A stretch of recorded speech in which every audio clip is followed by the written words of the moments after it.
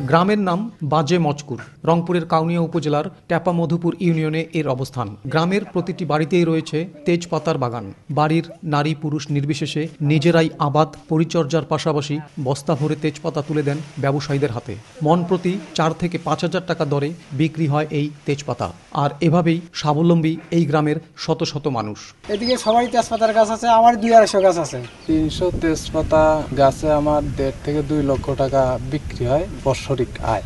একবার গাছ গাললেই যে খরচ আর খরচ এই গাছ আর করতে হয় না। এখানকার লোক সবাই তেজপাতার ব্যবসা করেই জীবন জীবিকা বাঁচায়। প্রতি বছর 2 ঈদে তেজপাতার চাহিদা বেড়ে গেলেও ভারত থেকে আমদানির কারণে সঠিক মূল্য থেকে বঞ্চিত হচ্ছেন বলে জানান বাগান মালিকরা। এই এলাকার তেজপাতা নিয়ে আমি বিভিন্ন ডিস্ট্রিক্টে সেল করি, রাজশাহী, ফেনী, ঢাকা। আমরা সারা বছর তেজপাতা উৎপাদন করি, কিন্তু ইন্ডিয়ান এনসি মাল ঢুকে আমাদের বাজার মূল্য কমে যায়। এদিকে তেজপাতার উৎপাদন বৃদ্ধির জন্য সব ধরনের পরামর্শ দেয়া হচ্ছে বলে জানান কৃষি বিভাগের এই কর্মকর্তা। এই তেজপাতা চাষ যেহেতু লাভজনক এবং তাদের এই তেজপাতার চাষ আরও বাড়ানোর জন্য সরকারি নার্সারি বা বেসরকারি নার্সারি থেকে চারা বিতরণ করছি। কৃষি বিভাগের তথ্য মতে রংপুর জেলায় মোট 13 হেক্টর জমিতে তেজপাতার আবাদ হয়। এর মধ্যে শুধুমাত্র কাউনিয়া উপজেলায় প্রায় 10 হেক্টর জমিতে 20 মেট্রিক টন তেজপাতা উৎপাদন হয়।